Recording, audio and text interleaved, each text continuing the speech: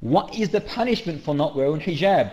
In reality, there is no stipulated punishment that we know of, and Allahu A'lam.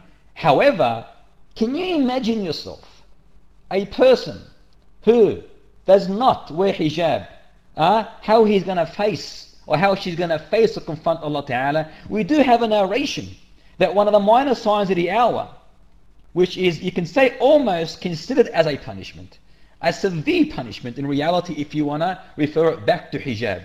The hadith mentions that among the signs of the hour is women dressed yet naked. Women dressed yet naked. The end of the hadith mentions she will not smell the fragrance of paradise, even though you can smell it from such and such distance. And this is our situation today. Women out there that may even wear hijab, but they have their hair tilted like the shape of a Bactrian camel. A Bactrian camel is the camel that has two humps. And if you look at a lot of sisters, now I know that from the Lebanese race or the Arabic race. You know, I was in Lebanon not long ago, and I saw the majority of those who wear hijab, they wear their little handkerchief. I don't even call it really hijab, but the little handkerchief, and they fix their hair up like a little ball on top, and you can see it like a pyramid. Like a pyramid. That is the shape which is known as the shape of a Bactrian camel. That is one of the minor signs of the hour. You are not allowed to do that, sister, in Islam. And the hadith mentions that she will not smell the fragrance, she will not enter paradise nor smell the fragrance of paradise. This is a severe warning. Wallahi, a severe warning. So can you imagine the one that does not even wear hijab? Or you get those sisters that wear the hijab, yet they're wearing tight pants, tight shirt, or revealing or transparent clothes, or adorned clothes, and so forth. Hijab is not for that reason. The reason for hijab, when a woman wears hijab, the sole reason why she wears it, first and foremost, is for Allah's sake, to please Allah. Secondly, when you leave that house, when you wear your hijab correctly, you are leaving that house and you are telling every non-mahram, every male out there, keep your eyes to yourself. I am a protected pearl. I am a red rose. I am only for my husband and no one else.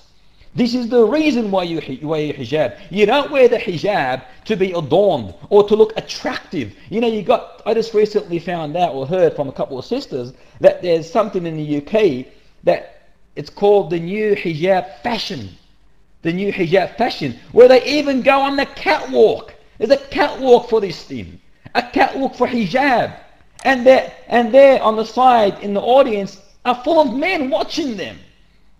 And yet they call this hijab, which glitters with shiny sort of adorned things on this hijab. And what nonsense is this? This is ludicrous. This is haram. And they call that hijab. This is not hijab.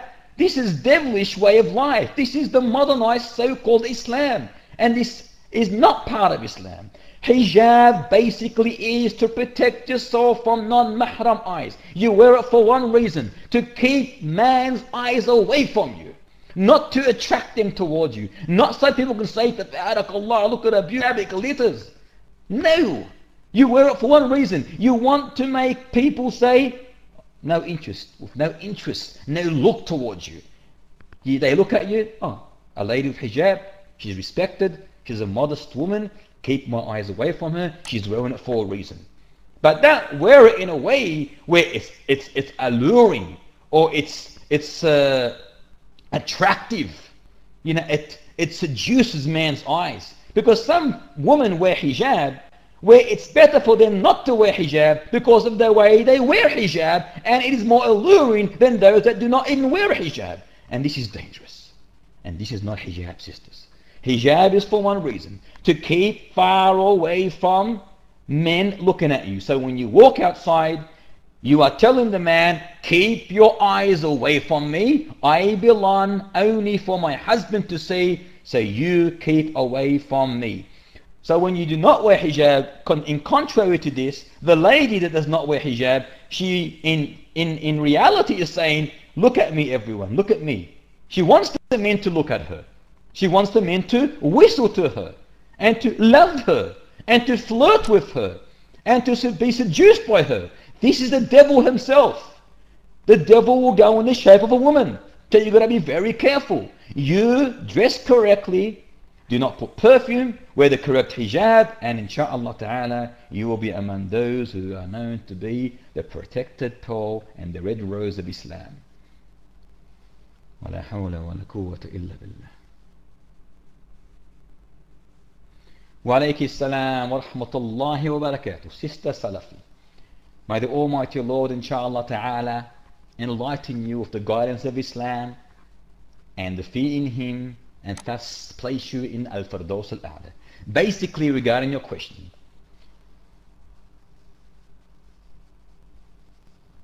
as for your wudu in the public toilets of the school that you go to, look, I am pretty sure I used to go to a school where it was kafir as well. As I was being brought up in Australia, in Sydney, I went to a kafir school, and it was a public government school, and obviously in it is all the hooligans, the idiots and so forth. And yes, you can go to the toilets, but they are filthy and scummy and dirty. However, it is not hard for me. If I really wanted to, I'm not trying to offend you here, but if I really wanted to, I would take a bottle of water with me, maybe two. I will go inside that toilet, close the door, clean the area that I need to go to relieve myself at, then do wudu in that section while the door is closed. And I am pretty sure the toilets have doors. I am pretty sure they have doors. So you take an extra couple of bottles with you, you take them to the toilet in your bag, and you do wudu, and I am pretty sure, inshallah, you are capable at least of doing that. Allahu A'lam, I find it very hard, except that this will be like this. Like I said, Sister Salafi, fourthly, I find that I concentrate better in prayer when doing it at home, and I feel more clean and pure. I'm honestly scared to take this challenge on because I'm very worried I won't be able to handle it, so I'll end up doing more harm to my iman. That is a whisper. That is a satanic evil whisper trying to destroy you, trying to delay that prayer of yours. Sister Salafi, sorry, but there is no excuse here. There is no excuse. You must pray your prayer on time. Let not that devilish whisper destroy you. Understand something. The only time you are excused to delay your prayer if it's a dire need. And this is not a dire need. This is not a dire need. This is a whisper that is trying to destroy you. We got to understand, if we have no Islamic valid reason to delay our prayers, and we delay it deliberately with no Islamic valid reason, you are not praying that prayer anymore. You will not be able to fulfill or make up that prayer anymore. Once it leaves its time without a valid reason, your prayer becomes null. It can never be prayed again. I'll give you an example of that. Are you allowed to pray Dhuhr before its stated time? No, you are not. Why? Because it's not its stated time yet. Likewise, are you allowed to pray Dhuhr without a sound reason? An Islamic reason after its time, when Asr begins? The time is gone. As it went in the start, it wasn't its time, you're not allowed. Likewise, when the time ends, unless you have an Islamic reason for it to be prayed, you are not allowed to pray it. And Sister Salafi, this is not an Islamic reason. You are able to pray it. Even though there is some burden on you, you still must pray it, because you will get more reward when it is in its most adverse times. As the hadith says, that when you do wudu, or the most rewarding of wudu are those who do it at its adverse times. In other words, its most difficult times, but you fulfill it because you have to fulfill it in order to fulfill the obligations of Allah upon you. So I advise you strongly, Sister Salafi, try to destroy that whisper and do that which Allah loves, and Allah Ta'ala will make it easy for you. Wallahi He will. You just got to put that trust in the Almighty Lord, and He will definitely, wallahi, make it easy for you. Just put that trust, put that love, put that certainty, and do not bother yourself with the kafar. Even if you were to pray back in the, for example, in a little area where on the grass and in the playground area, or where there's people moving around but not so much, you can still do your prayer. If they don't even give you a room, and I'm sure they will give you somewhere to pray. But even if they don't, know that the whole earth has been made a place of prayer, as the hadith mentions, جُعِلَتْ لِلْأَرْضُ مَسْجِدًا وَطَهُورًا. The whole earth has been made for me a place of prayer and a place of purification. وَبِاللَّهِ التَّوْفِيقِ.